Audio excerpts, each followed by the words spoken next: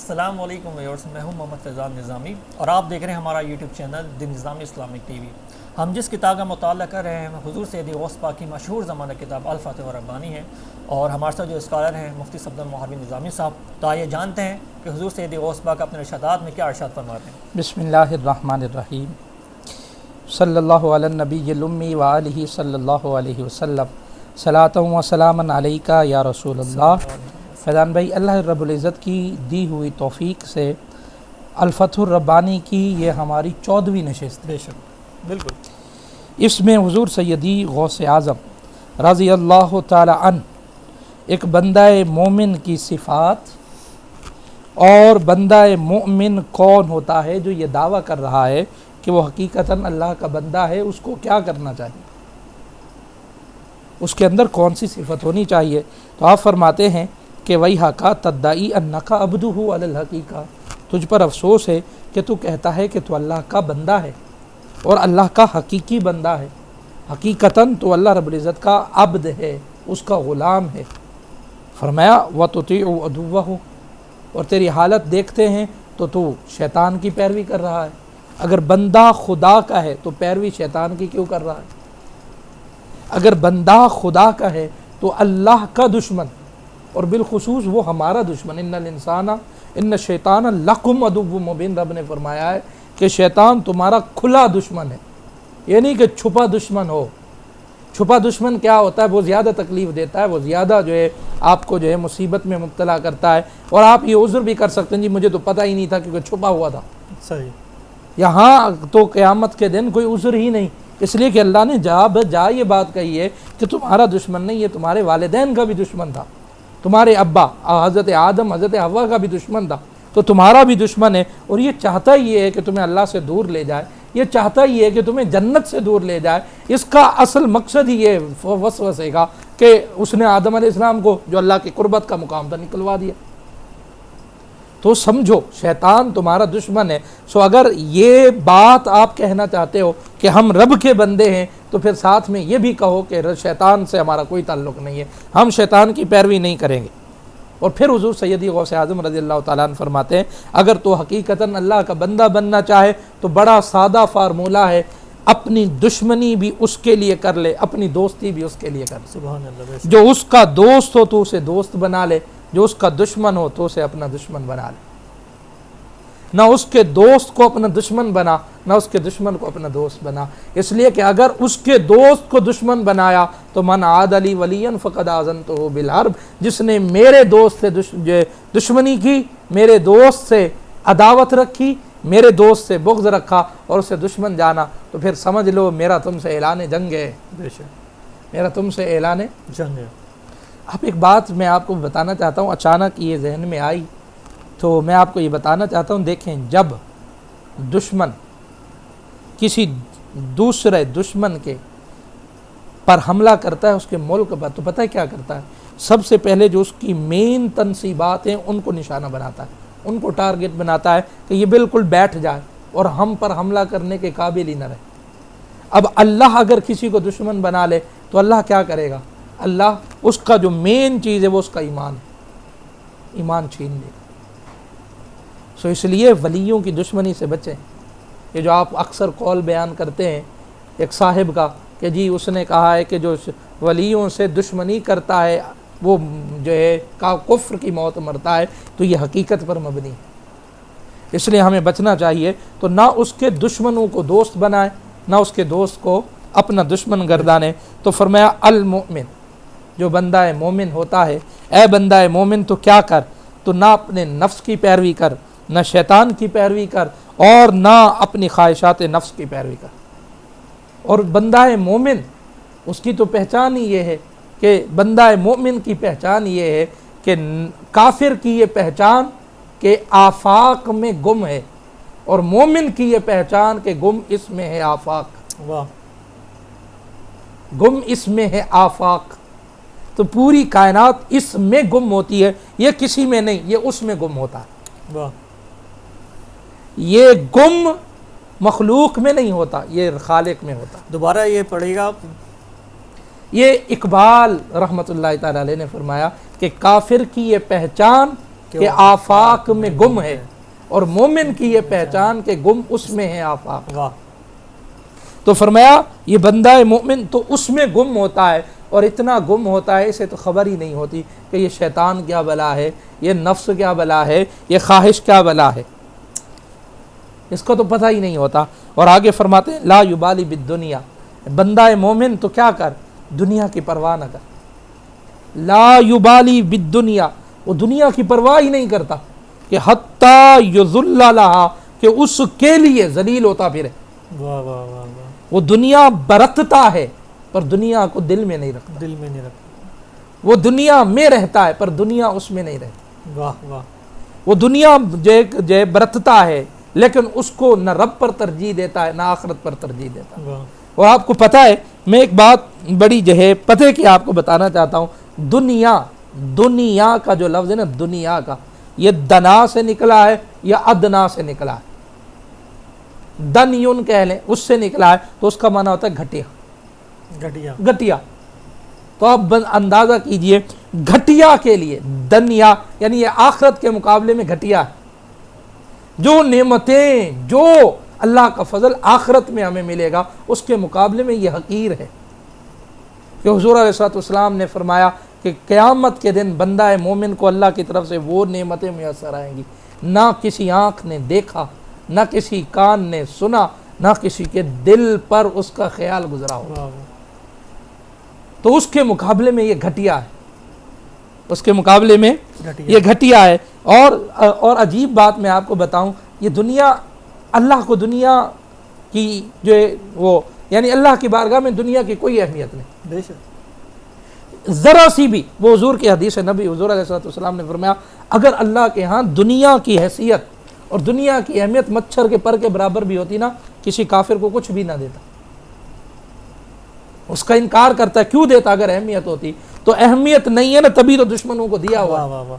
اور دوسری بات، وہ ایک بکری کا بچہ مرا ہوا تھا تو حضور نے فرمایا یہ کون خریدے گا؟ تو یا رسول اللہ اس کو کون خریدے گا؟ تو بولے اللہ کی نگاہ میں بھی دنیا اس کی، واہ واہ واہ، بالکل اس لیے اس کے- ایسے ہی۔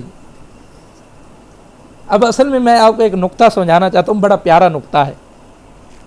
یہ بیکار چیز ہے دنیا، اور دیکھیں اس لیے تو بیکار کیوں ہے، اس لیے تو اللہ نے ہر ایک کو دی ہے۔ آپ بھی، آپ کے گھر میں کوئی چیز بیکار ہو تو آپ دے دیتے ہیں، یار یہ لے جاؤ لے جاؤ لے جاؤ، لیکن کوئی کام کی چیز ہو کبھی وہ دیے کسی کو؟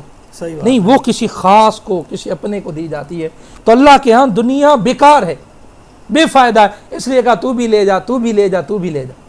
اور میں سمجھتا ہوں وہ بڑا احمق بندہ ہوگا جو بیکار چیز لے کر اکڑتا پھرے۔ صحیح بات ہے۔ اس سے بڑھ کر احمق آپ نے دیکھا ہے کہ ہو بیکار، کسی کام کی نہ ہو، اس کے لیے اللہ کو ناراض کرے، اس کے لیے آخرت کھو دے، اس کے لیے وہ غرور کرے، تکبر کرے، اور اپنے آپ کو بنائے سوارے اور اس کے پیچھے بھاگتا رہے، اس کے حرص میں، ہوس میں، ایک بیکار چیز کی۔ اور اگر وہ حاصل ہو جائے تو کہے میں بڑا چودھری، میں بڑا وڈیرا، میں بڑا سائیں۔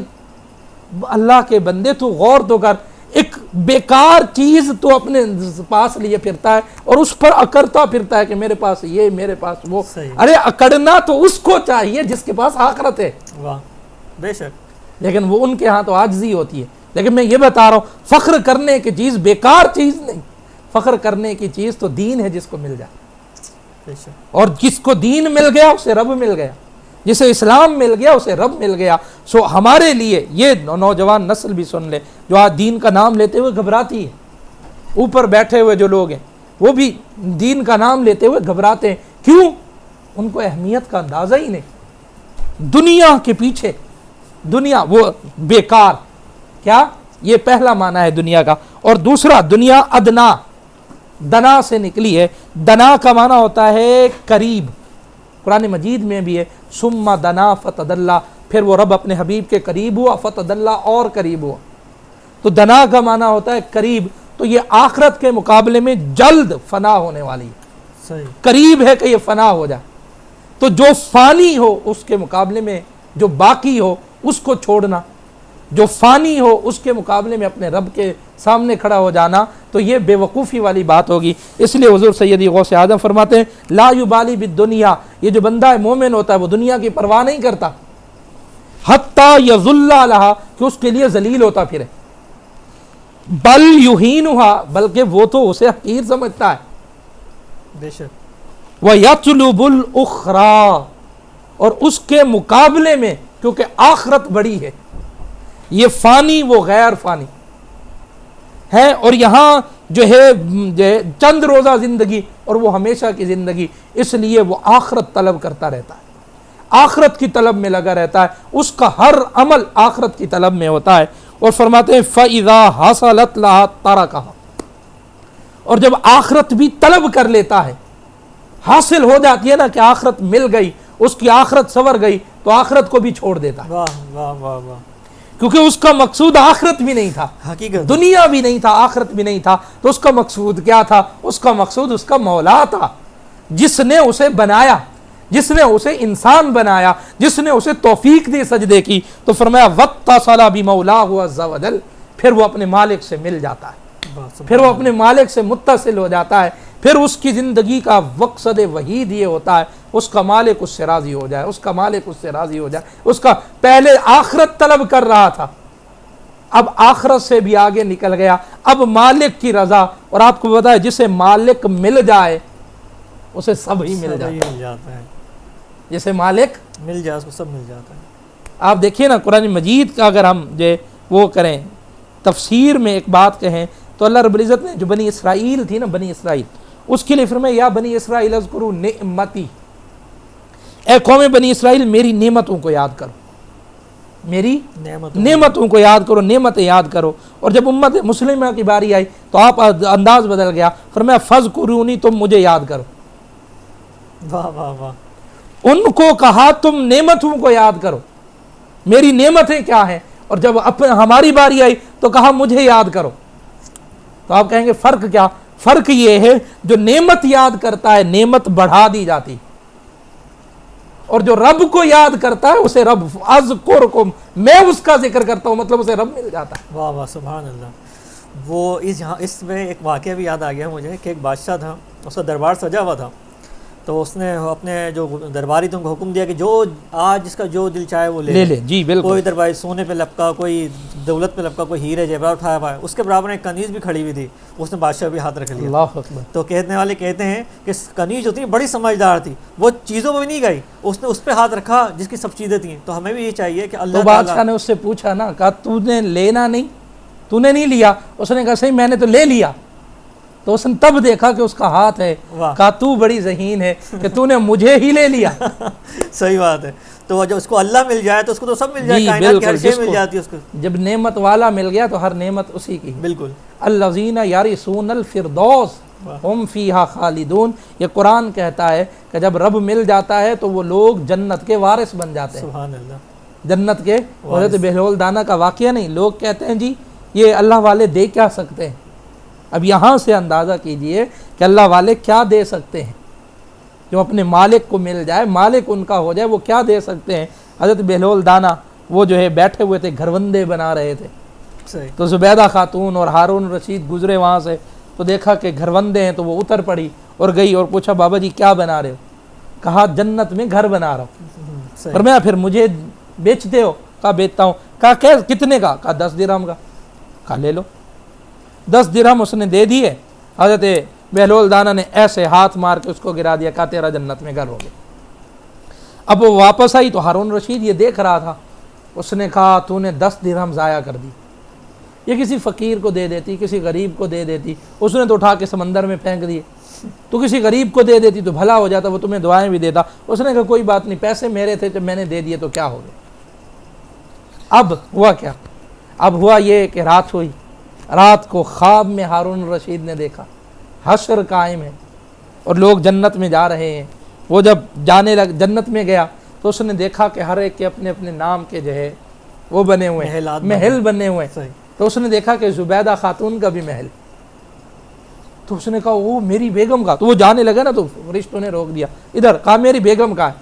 कहा ठीक है, बेगम दुनिया में होगी, जन्नत में तो उसके महल में नहीं जा सकता। बस इतनी बात थी कि आँख खुल गई। अब वो उसे हकीकत पर मबनी क्या वो क्या हो गया, तो वो सुबह होते ही उसने जो गुलाम दौड़ा दिए और ज़ुबैदा खातून को लेकर आज चलो बाबा के पास दोबारा चलते हैं। बड़े ढूंढ ढांड के मिला हज़रत बेहलोल दाना, वो बैठे हुए थे। تو کہا بابا جی جو ہے یہ کیا بنا رہے ہو؟ کہا جنت میں گھر بنا رہا ہوں۔ کہا پھر بیچو گے؟ کہا بیچوں گا۔ کہا کیا؟ کہا 10 لاکھ درہم۔ کہا بابا جی کل تو 10 درہم کا تھا۔ اچھا غالباً میرے خیال سے کوئی آدھی سلطنت مانگی تھی، یا میرے خیال پوری سلطنت کے حوالے سے بھی ذکر کیا تھا اس کے اندر۔ تو کہا کل تو 10 درہم کا تھا، یہ ایک دن میں یہ جو قیمت ہے اتنی بڑھ کی گئی، یہ تو پاکستان ہو گیا، یہ تو پاکستان ہو گیا۔ تو حضرت بیرول دانا نے ایسے دیکھا، کہا پتہ ہے مسئلہ کیا ہے؟ مسئلہ یہ ہے کہ جو کل لینے آئے تھے وہ بن دیکھے کا سودا وہ بن دیکھے کا سودا تھا، آج جو گاہک لینے آیا یہ رات دیکھ کر پھر آیا ہے، اس لیے ہم نے قیمت بھی بڑھا دی۔ صحیح بات ہے، صحیح بات ہے۔ ہم نے تو یہ ہے، یہ کمال، یہ اللہ رب العزت نے ان کو مقام دیا ہوتا ہے کہ وہ اپنے مالک کو طلب کر رہے ہوتے ہیں۔ تو فرمایا وَاتَّصَلَ بِمَوْلَاهُ، وہ اپنے مولا سے ملاقات کر لیتے ہیں۔ وَتَخْلُصُ عِبَادَتُهُ لَهُ فِي جَمِيعِ أَوْقَاتِهِ، اور پھر اپنی عبادت کو اس کے لیے خالص کر لیتے ہیں، ہر وقت عبادت میں مشغول رہتے ہیں، ہر وقت عبادت میں مشغول رہتے ہیں۔ کا مطلب یہ ہمارے ہاں عبادت کا تصور بھی بڑا وہ ہے ناقص ہے، ہم سمجھتے ہیں نماز ہی رب کی عبادت ہے، نہیں، بندہ مومن کا ایک ایک پل عبادت ہے، ایک ایک پل عبادت ہے۔ آپ دیکھیے نا قرآن مجید نے فرمایا وما خلقت الجن والانس الا لیعبدون، ہم نے جنوں اور انسانوں کو پیدا کیا، میں نے جنوں اور انسانوں کو پیدا کیا اپنی عبادت کے لیے۔ تو ہماری پیدائش کا مقصد کیا ہوا؟ عبادت کرنا۔ اب جس لمحہ ہم عبادت نہیں کر رہے، اس کا مطلب ہم اپنی پیدائش کا مقصد پورا نہیں کر رہے۔ اور آپ کو پتہ ہے جو چیز جس کے لیے تخلیق کی جائے اور وہ اس مقصد کو پورا نہ کر رہی ہو تو وہ بیکار ہوتی ہے۔ بے شک۔ یہ بلب ہے، روشنی دینے کے لیے تخلیق کیا گیا، یہ مائک ہے، آواز پہنچانے کے لیے تخلیق کیا گیا۔ اگر یہ آواز نہیں پہنچاتا، بلب روشنی نہیں دیتا، تو آپ میں اٹھا کر پھینک دیں گے۔ صحیح بات ہے۔ تو آپ جی اس کا مطلب کیونکہ یہ اپنے تخلیق کو پورا نہیں کر رہے، تو اگر ہم بھی عبادت نہیں کر رہے تو ہم اللہ کے بندے نہ رہے۔ اس لیے اور نماز آپ دیکھیں تو 24 گھنٹے میں جو 1 گھنٹہ لگتا ہے پوری نماز میں، اگر 5 کو جمع بھی کر لیتے تو اس کا مطلب 1 گھنٹہ تو ہم اپنا مقصد تخلیق پورا کرتے، پھر باقی 23 گھنٹے جو کچھ اور کرتے رہتے ہیں۔ بات یہ نہیں ہے، عبادت کا مفہوم بڑا جو ہے قرآن مجید نے بڑی وسعت دی ہے عبادت کے مفہوم کو۔ حضور علیہ الصلوۃ والسلام نے عبادت کو بڑی وسعت دی ہے، اور اس کے لیے بڑا ہر کام جو بھی آپ کر رہے ہو اس میں رب کی رضا شامل ہو جائے تو وہ عبادت بن جاتا ہے۔ ایون کہ اگر سو بھی رہو تب بھی اس کے لیے بالکل جی، آپ پانی پیئے رب کی رضا کے لیے، آپ جو بھی کریں وہ سب عبادت بن جائے گا، اس لیے کہ وہ اللہ کی اس میں رضا شامل ہو گئی ہے۔ تو یہ ہوتا ہے عبادت۔ تو فرمایا وہ بندہ ہے مومن پھر اپنے جمیع اوقات میں اللہ رب العزت کی خالص عبادت کرتا ہے۔ کیا تم نے یہ قرآن کا قول نہیں سنا کہ ہمیں تو حکم ہی یہ دیا گیا ہے کہ ہم خالص عبادت کریں؟ وما امروا الا لیعبدوا اللہ مخلصین لہ الدین حنفاء، کہ نہیں حکم دیا گیا ان کو مگر یہ کہ وہ اللہ کی عبادت کرے مخلص ہو کر دین میں، اور یکجہت ہو کر، یکسو ہو کر اپنے مالک کی طرف۔ جیسے حضرت ابراہیم نے حنیف، حضرت ابراہیم کی صفت ہے، اور اسی سے حنفاء، حنیف بن جاؤ۔ کیا مطلب حنیف؟ انی وجہت وجہی للذی فاطر السماوات والارض، کہ زمین اور آسمان سے نگاہ موڑ کر اپنے مالک کی طرف متوجہ ہوتا ہوں، ہر حال میں اسی کی طرف توجہ کرتا ہوں۔ تو فرمایا پھر بندے کو چاہیے کہ اپنی عبادت میں اسی کی جانب مخلص ہو جائے اور اسی کی طرف یکجہت ہو جائے۔ اور پھر آپ نے فرمایا دع عنک الشرک بالحق، اے بندہ مومن اللہ رب العزت کے ساتھ شرک کرنا چھوڑ دے۔ اب یہاں ایک بات، اگر آپ کو میرا پہلا لیکچر یاد ہو، پہلی گفتگو جو ہم نے کی تھی، تو میں نے انٹروڈکشن میں یہ بات آپ کو بتائی تھی کہ حضرت غوث اعظم رضی اللہ تعالیٰ عنہ کا جو دور ہے، وہ دور طوائف الملوکی کا تھا۔ مسلمان آپس میں اپنی سلطنت کے بڑھاوے کے لیے لڑ رہے تھے، جھگڑ رہے تھے، اور مسلمانوں کا خون بہہ رہا تھا، جس نے عیسائیت کو دلیر کر دیا تھا، اور عیسائیت اپنی تبلیغ کر رہی تھی مسلمانوں میں اس وقت۔ اور آپ کو پتہ ہے عیسائیت کی بنیاد ہی شرک ہے، حضرت عیسیٰ علیہ السلام کو رب کا بیٹا کہتے ہیں، اس لیے حضور غوث اعظم رضی اللہ تعالیٰ نے جا بجا اس بات کی طرف اشارہ کیا کہ شرک سے بچو اور اللہ کو واحد جانو، شرک سے بچو اور اللہ کو واحد جانو۔ اور دوسری بات یہ بھی ہے، آپ کو پتہ ہے قرآن مجید میں یہ بات اللہ نے فرمائی ہے کہ ہر ایک کی معافی میری بارگاہ میں آئے سوائے اس کے جو مشرک مجھے پسند نہیں۔ صحیح، جو میرے جیسا کسی کو بنا، مجھ جیسا لیس کمثلہ شیء، اس جیسا تو کوئی بھی نہیں۔ بے شک۔ تو جب اس جیسا کوئی نہیں تو پھر کسی کو اس جیسا بنا لے تو پھر یہ تو جو ہے اس کے ساتھ شرک ہو گیا، اور اللہ کو شرک دنیا میں سب سے زیادہ ناپسند ہے۔ ہر ایک کو بخش دے گا، لیکن اس کی خبر ہے کہ کہ وہ مشرک کو نہیں بخشے گا، بے شک جو شرک کرنے والا ہے۔ اس لیے ہمیں شرک سے بچنا چاہیے۔ اور آپ کہیں گے شرک کیا ہے؟ اگر آپ حضور علیہ الصلوۃ والسلام کے فرامین پڑھیں تو آقا علیہ الصلوۃ والسلام نے فرمایا ایک شرک کبیر ہے اور ایک شرک صغیر ہے۔ شرک کبیر تو وہ کہ اللہ رب العزت کے ساتھ شریک کرنا، صحیح۔ اور شرک صغیر یہ ریا ہے، دکھلاوا۔ اللہ فرمایا یہ چھوٹا شرک ہے کہ عمل کرو مخلوق کو دکھانے کے لیے، یہ اللہ کے ساتھ شرک کرنا تو ہے۔ تو اس دکھلاوے سے بھی ہمیں بچیں، یہ بھی ہمارے اندر بڑا آ گیا، کپڑوں میں دکھلاوا، گھر میں دکھلاوا، مکان میں دکھلاوا، پتہ نہیں کس کس چیز میں دکھلاوا آ سر گیا۔ آج کل ہم لوگ جیسے کوئی بھی چیز خریدتے ہیں، کہیں ریسٹورینٹ جاتے ہیں، کچھ کرتے ہیں، فوراً تصویریں کھینچ کے واٹس ایپ پہ لگا دیتے جی یہ بالکل دکھلاوے میں آتی ہے صحیح، اس لیے اس سے احتیاط کرنی چاہیے، کرنی بالکل چاہیے۔ احتیاط کرنی چاہیے۔ تو آپ نے فرمایا کہ دا ان کا شرک کو چھوڑ دے، وواحد الحق کا وہ خالق الاشیاء، اللہ کو ایک جان، اور یہ بھی سمجھ کہ ہر چیز کا خالق وہ ہے، ہر چیز کا خالق وہ ہے، اور ہر چیز اسی کے ہاتھ میں ہے۔ اے غیروں سے چیزیں طلب کرنے والے، تو اتنا بھی عقل نہیں رکھتا، اتنا بھی عقل نہیں رکھتا، انت عاقل ما انت عاقل، تو اتنا بھی عقل نہیں رکھتا، حل شیء لیس هو فی خزائن اللہ، کیا کوئی ایسی چیز بھی ہے جو رب کے خزانے میں نہ ہو؟ بے شک کہ کسی غیر سے مانگنے جا رہا ہے، کسی غیر کی طرف متوجہ ہو رہا ہے، کیا تجھے اتنا بھی نہیں پتا کہ اللہ کے ہاں کوئی خزانہ ہے، چیز ایسی ہے جس کا خزانہ نہ ہو؟ نہیں، اس نے تو قرآن مجید میں بتایا وَإِن مِّن شَيْءٍ إِلَّا عِندَنَا خَزَائِنُهُ، کہ ہر چیز کے ہمارے پاس خزانے ہیں۔ بے شک تو مانگنے والا بن، تو مانگنے کا ڈھنگ سیکھ، مانگنے کا طریقہ سیکھ، پھر دیکھ اس کی رحمتیں کیسے آتی ہیں۔ اور حضور غوث اعظم نے ایک طریقہ بتایا، آپ کو بتایا کہ اگر تم چاہو اس کے خزانے ملے، کیسے ملیں گے؟ فرمایا یا غلامی، اے میرے بیٹے، نم، سو جا، سو جا، تحت میزاب القدر، تقدیر کے پرنالے کے نیچے، متوسدم بالصبر، صبر کا تکیہ لگا کر، واہ، میزاب رحمت، میزاب قدر کے نیچے سو جا، تکیہ لگا کر کے اس کا صبر کا، صبر کا۔ متقلدم بالموافقہ، اور اس سے موافقت کا ہار گلے میں ڈال لے، صبر کر جو مل رہا ہے، اور ہر چیز میں یہی رکھ کہ اللہ رب العزت جو دے رہا ہے بہتر دے رہا ہے۔ فرمایا فَإِذَا كُنْتَ هَكَذَا، اگر تو نے یہ کر لیا تو کیا ہوگا؟ صَبَّا عَلَيْكَ الْمُقَدِّرُ مِنْ فَضْلِهِ وَمَنَنِهِ، فرمایا وہ مالک تقدیر تمہیں اپنے فضل سے اور اپنے احسان سے اتنا دے گا کہ تم نے کبھی سوچا بھی نہیں ہوگا، بے شک بے شک بے شک تم نے کبھی۔ سوچا بھی اب آپ بتاتے ہیں تمہیں پتا ہے لوگوں یہ جو مجھے ملا ہے کیوں ملا ہے؟ اپنے جملے وہ فرما رہے، فرمایا یا قومی وافق القدر واقبلوا من عبد القادر المجتہد فی موافقت القدر، اے میری قوم قدر کی موافقت کرو، تقدیر کی موافقت کرو، جو اتر رہا ہے تمہارے بھلے کے لیے اتر رہا ہے، اور عبد القادر کی یہ بات مان لو، عبد القادر کی کہ وہ کوشش کرنے والا ہے کہ تمہیں تقدیر کی موافقت سکھا دے۔ اور فرمایا موافقت القدری یقدمنی الی القادر، تمہیں پتہ ہے قدر کی موافقت نے مجھے میرے مالک تک پہنچایا، واہ واہ واہ، میں اپنے مالک تک کب گیا؟ جب میں نے قدر کو، قدر کی موافقت کی، تقدیر کی موافقت کی، جو اترتا رہا میں صبر کرتا رہا اور انتظار کرتا رہا کب خوشحالی آئے گی، بس اسی کے جو صبر پر تکیہ، صبر کا تکیہ لگا کر، اور اسی کے انتظار میں رہا کہ کب اس کی طرف سے، بس یہی کرتا رہا۔ فرمایا اس نے جو ہے موافقت نے، تقدیر کی موافقت نے میرے رب تک پہنچا دیا۔ سبحان اللہ۔ اللہ ہم تمام پر اپنی رحمت نازل فرمائے۔ وآخر دعوانا ان الحمدللہ رب العالمین۔